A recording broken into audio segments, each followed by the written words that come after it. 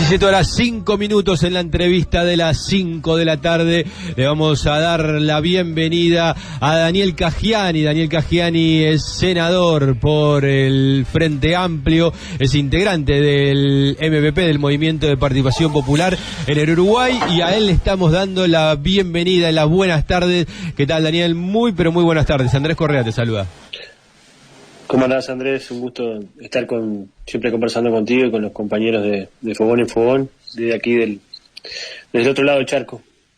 Ahí está. En este caso, Daniel, te íbamos a preguntar ahí, porque, bueno, sabemos las distintas fuerzas integrantes del Frente Amplio vienen realizando sus congresos, vienen dando sus debates. El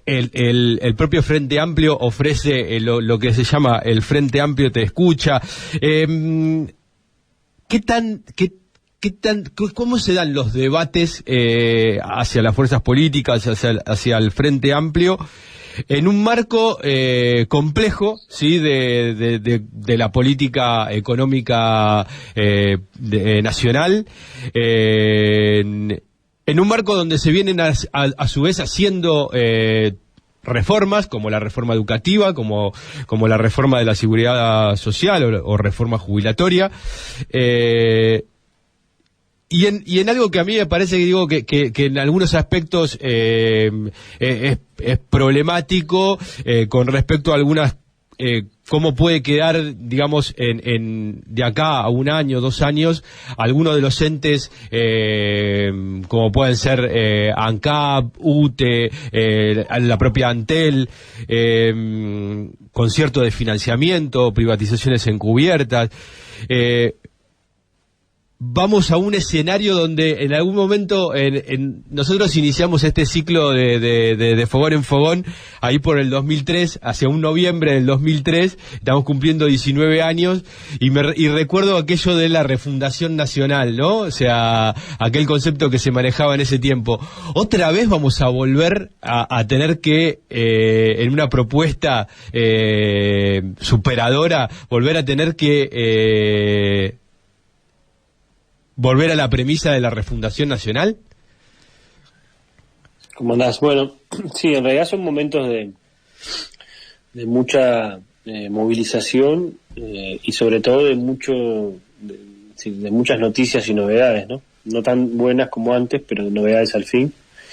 Entonces los debates que se están dando en las fuerzas políticas, incluso el propio Frente Amplio que está recorriendo todo el país, como bien decías, en el FAT Escucha, la propia 609 que está iniciando un proceso de debate congresal abierto, incluso también para aquellos compañeros que de repente no están en el país, pero que también lo pueden seguir por algunos medios tecnológicos, es con una mirada puesta en el hoy y otra en el mañana. Es decir, hay que hacerla de las dos maneras, es decir, con las luces cortas y las luces largas, porque en realidad al mismo tiempo que estamos dando un debate acerca de cuál es la sociedad que necesitamos para nuestro país, es decir, también estamos resistiendo al embate de este modelo neoliberal de un gobierno bastante privatizador y concentrador. Entonces hay que hacer las dos cosas, igual que la autocrítica, ¿no? La autocrítica uno lo puede hacer en el papel, o en los discursos, o lo puede hacer en la práctica. Y bueno, y creo que muchas de las cosas que hoy nos están sucediendo es, al mismo tiempo estamos haciendo la autocrítica por la vía del discurso, pero también por la vía de la práctica, metiendo mucha oreja, escuchando a la gente, y sobre todo saliendo valientemente a hablar con los diferentes para ver en qué la chamboneamos nosotros y qué cosas necesita el Uruguay y el hoy, y sobre todo qué cosas necesita cada una de esos compañeros y compañeras, organizaciones, tanto empresariales, comerciales, sindicales, cooperativas, en cada uno de los territorios. Es decir, ponerle un poco de rostro a los problemas y conocer de primera mano sus problemáticas. Creo que todo eso juntos, si nosotros logramos tener una buena síntesis, creo que es una de las mejores formas de construir, porque al mismo tiempo que uno va construyendo también se va formando, y al mismo tiempo que se va formando lo va haciendo en la lucha, que es mucho mejor que leer algún texto, sino que es la práctica concreta la que va también validando los diferentes discursos y sobre todo las diferentes visiones sobre este tema. Así que me parece que estamos en un momento de mucho novedad, pero también de mucha construcción política y sobre todo de mucha batalla. Entonces creo que ahí también es interesante, porque primero salimos un poco de la modorra, también nos permite visualizar esto con mayor proyección, no solamente mirando el hoy como si fuera lo único que nos puede pasar y lo tremendo, y sino también poniendo el foco en lo que necesitamos construir para atender esto. Yo creo que más que refundación nacional, nosotros deberíamos empezar a pensar en proyectos de reconstrucción nacional, porque en realidad en estos 15 años de gobierno que nos tocó atravesar, nosotros hicimos muchas cosas. Entonces creo que hay que reconstruir parte de lo que estos muchachos no logren romper. Hoy hay que resistir para que ese rompimiento o esa destrucción no tenga tanta profundidad. Y bueno, y creo que también es importante esa reconstrucción pensarla con los que de repente muchos de los que incluso votaron a este gobierno, pero hoy se han dado cuenta que no se puede tolerar 5 años más de un gobierno tan destructivo. Es decir, en realidad no por uno ni por individualmente, sino porque en realidad el país, en términos de proyecto de nación, no tolera 5 años más de un gobierno tan regresivo y restrictivo en términos económicos, que ha pauperizado las condiciones de vida de los ciudadanos uruguayos, que ha concentrado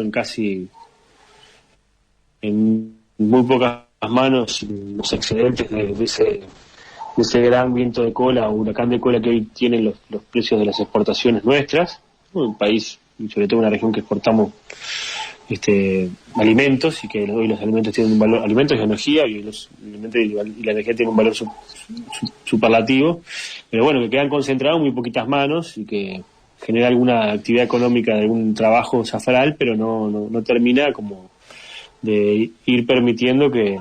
la mayor cantidad de gente trabaje. Nosotros, en ese sentido, creo que ahí hay también todo un quehacer de cómo nosotros vamos hacia un nuevo encuentro con todos esos sectores que de repente incluso hoy son grandes benefactores de este gobierno, pero que uno ve que en el corto plazo, dentro de un par de meses, la situación internacional se va a tornar más compleja, porque en realidad estamos ingresando en una fase recesiva en materia económica, por lo menos de decrecimiento económico, pero todo el mundo lo que está planteando es que Europa va a entrar en una etapa recesiva, Estados Unidos también, China va a tener menores guarismos de crecimiento, y bueno, y todo eso después termina repercutiendo en nuestra actividad económica, y sobre todo en un momento donde los costos de todo aumentan, el costo de producir también, ¿no?, de los principales insumos, los fertilizantes, es decir, los productos importados, y además el costo de vida de los ciudadanos también ha aumentado mucho. Cuando los márgenes de ganancias se reduzcan, va a haber una crisis de rentabilidad también en nuestras economías, ¿no? Y eso también puede generar problemas no solamente de ese dilema distributivo acerca de quién se queda con el menos margen de rentabilidad, pero también va a terminar jodiendo a los más vulnerables, sobre todo en los gobiernos que transfieren todos los beneficios hacia los más ricos, y cuando hay problemas transfieren todas las consecuencias a los más pobres. Entonces creo que también ahí hay un componente donde en realidad no hay un amortiguador como puede ser un Estado un poco más pensando en los más pobres, como en algunos gobiernos que hoy hay a nivel de América Latina, y sino que también esto es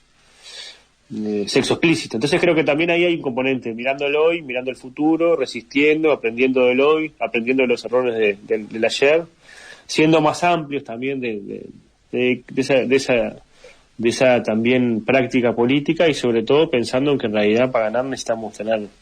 una amplia mayoría social y política que se va a construir también con ideas, con proyectos y también con voluntades y con también actitudes. Y creo que también en eso el Frente anda un poco mejor en ese sentido. Hemos aprendido, si miramos ahora lo que fue la victoria de Lula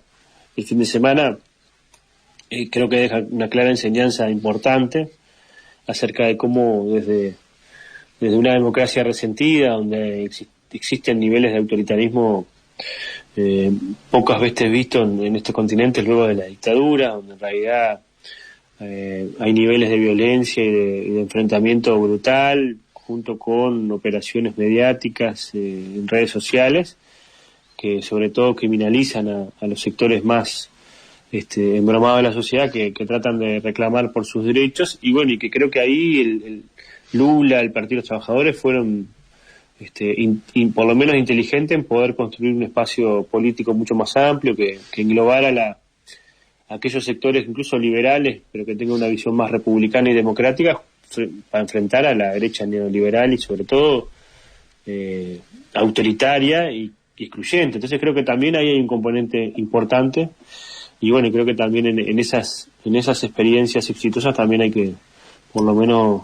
ponerle cabeza para ver cómo se pueden traducir en estos lugares. Ahí está, vos hablaste de lo que es en parte los efectos de la política económica llevada adelante por el gobierno con la pauperización en grandes mayorías del pueblo, la concentración en pocas manos. Y digo, ¿qué tanto de alguna manera, y hago mención en esto que vos hacías hincapié con respecto a la importancia de Lula haber obtenido, digamos, la presidencia, bueno, en este caso va a asumir el 1 de enero, pero digo, ¿qué tanto es importante de acuerdo a ciertas cosas que están pasando en Uruguay, como el ataque a periodistas por parte de artífices protagonistas de la política de hoy en el Uruguay y del oficialismo de hoy, de la coalición oficialista de hoy en Uruguay, el ataque a los sindicalistas, ¿sí?, básicamente por su actividad sindical, y también digo algo que preocupa, es por ejemplo el tema de los asesinatos que se están dando hoy en Uruguay y de qué manera se están produciendo esos asesinatos, ¿no?, con vicios mafiosos, y cuando encima uno después ve que hay ciertas organizaciones delictivas y mafias que casi están enquistadas en el seno del gobierno. Digo, es complejo, o sea, digo, en un Uruguay que se jactaba, ¿no?, de su democracia, ¿no?, de su fortaleza en lo democrático, casi con los mejores estándares democráticos, no solamente de la región, incluso hasta del mundo. Digo, hoy estas cosas, de alguna manera, también se ponen en peso, ¿no?, o llaman la atención. Sí, a ver, yo creo que el triunfo de Lula también da una señal evidente de que los proyectos de extrema derecha, de mayor niveles de confrontación, no solo política, sino también de violencia en el plano real, material, no tienen por lo menos expresión y viabilidad, por lo menos en términos electorales, ¿no? Es decir, ¿por qué? No porque Bolsonaro haya votado mal, sino porque en realidad la derrota de Bolsonaro es una derrota que es muy peculiar, porque es la primera vez en la historia de Brasil, desde que existe la figura de la reelección presidencial, por lo menos luego de la dictadura, que pierde una elección un presidente, ¿no? Fue con Lula, que es otro, yo digo que es el Mandela latinoamericano, porque no solo logró por tercera vez llegar a la elección, a ser presidente de Brasil, que también es histórico, sino que también su peripecia de vida, la verdad que uno se termina siendo quizás yo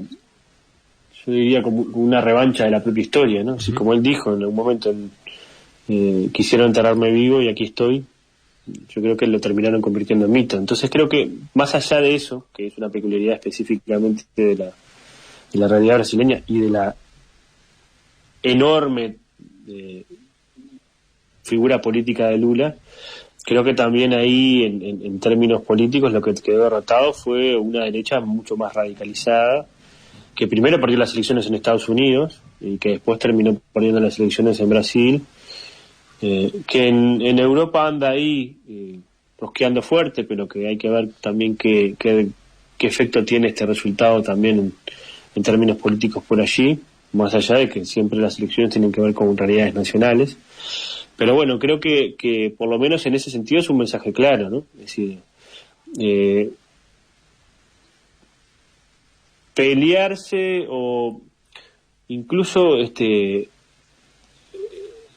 pasar los límites de estándares democráticos o ciertos límites democráticos que existen en nuestras sociedades no paga en términos electorales. Por lo menos eso es un mensaje importante. Y bueno, creo que además en Uruguay además está viviendo un proceso de degradación institucional fuerte en materia de pérdida de garantías de libertades fundamentales, que bueno, que una cosa es que un día pase y nos acostumbremos otro día, otra cosa es que sea una degradación paulatina, como se está dando aquí, y bueno, pero también esos temas se dan cuenta en algunos rankings internacionales, donde en realidad el Uruguay está por lo menos viviendo niveles de aumento de sus posiciones a nivel internacional, como estábamos acostumbrados en los últimos años, sino de degradación. Entonces creo que sin duda eso es un elemento complejo, porque en realidad tenemos un gobierno que es muy bueno para dar grandes titulares, es muy malo para concretar esos titulares, sobre todo esos grandes anuncios, pero es muy bueno también para ser bastante poco transparente, muy clientelar y sobre todo que hay niveles de corrupción pocas veces visto por lo menos en los últimos años, ¿no? Es decir, que haya en el piso cuarto de la Torre Ejecutiva una asociación para delinquir integrada nada más ni nada menos por el jefe de seguridad presidencial, que entre otros servicios, porque todavía no conocemos todo lo que realizaba, le vendía pasaportes uruguayos a ciudadanos rusos, haciendo partidas truchas de reconocimiento de su nacionalidad. Creo que da cuenta también de por lo menos el problema institucional que se está viviendo, que si además uno le suma la situación del haberle otorgado por parte de la propia gobierno un pasaporte al principal narcotraficante del Uruguay para que se pueda evadir de la cárcel en Dubái y hoy se encuentre clandestino, no sabemos dónde, pero tranquilamente operando su negocio. También nos enteramos que aparentemente estuvo en Uruguay, que sacó a su ex esposa y a su hija. O sea, creo que hay como niveles de por lo menos degradación institucional fuerte que no sabemos hasta dónde llegan, pero que sin duda operan en las altas esferas de este gobierno, como quedó evidenciado, y que además lo más complejo de esto es que hay cierta como impunidad, porque no hay responsabilidades, ¿no? ni políticas, y creo que eso también da cuenta del grado de compromiso que se puede estar teniendo, que creo que también eso es más complejo, porque en realidad uno puede tener gente que de repente la nombra en un cargo y bueno, equivocarse, abusar de su confianza y darse cuenta que es diferente. Pero me parece que cuando no toma cartas en el asunto, bueno, o no se entiende por qué, o también puede haber algo más detrás ahí que no está claro, y que creo que sin duda es lo más complejo, porque creo que también es un mensaje jodido que le estamos dando a la sociedad. Y además creo que lo otro jodido que le estamos dando, otro mensaje jodido que le estamos dando a la sociedad es que cuando los gobiernos y sobre todo sus principales figuras, como el presidente, pierde credibilidad, y eso creo que también es algo que está medido sostenidamente, y hay una pérdida de credibilidad casi en caída en los últimos meses, casi, por tomar un año. También eso después dificulta sobre todo también el mismo liderazgo de la acción de gobierno, tanto a nivel nacional como internacional, y creo que no es bueno tampoco para la democracia. Por tanto, creo que ahí hay elementos que están jugando, que todavía son graves, que todavía no sabemos hasta dónde llegan, pero que sin duda sola esa muestra ya nos generan demasiada preocupación. Pero bueno, creo que la victoria de Lula también le pone un freno, y creo que también le da un torrente de fuerza a esa ola progresista que parece estar instalándose nuevamente en el continente sudamericano, y que como en Uruguay todo llega más o menos tarde y levemente ondulado, como nuestra geografía, esperemos que tenga fuerza hasta el 2024 para poder también que el Frente Amplio volver al gobierno. Ahí te va a preguntar un poco por las expectativas que genera el triunfo de Lula, justamente en lo que puede ser una suerte de liderazgo en la región. Sí, a ver, Lula no la tiene fácil. En realidad ganó las elecciones con un congreso bastante adverso, también con las principales ciudades de Brasil con gobernadores por lo menos opositores. Pero bueno, Lula tiene un liderazgo político importante, un carisma brutal, y creo que también tiene capacidad de lectura para poder articular un proceso de mayor ampliación de sus alianzas para gobernar, que creo que eso es importante. Y bueno, y también es verdad que las exigencias en materia nacional también pueden hacer que en materia internacional puedan también jugar un rol un poco más activo. Y creo que la vuelta del gobierno, de Lula al gobierno, también puede significar un nuevo proceso de desarrollo del propio Mercosur, que es un proceso de integración de los más añejos en el continente sudamericano, y también de los con mayores niveles de desarrollo, que tiene luces y sombras, pero que sin duda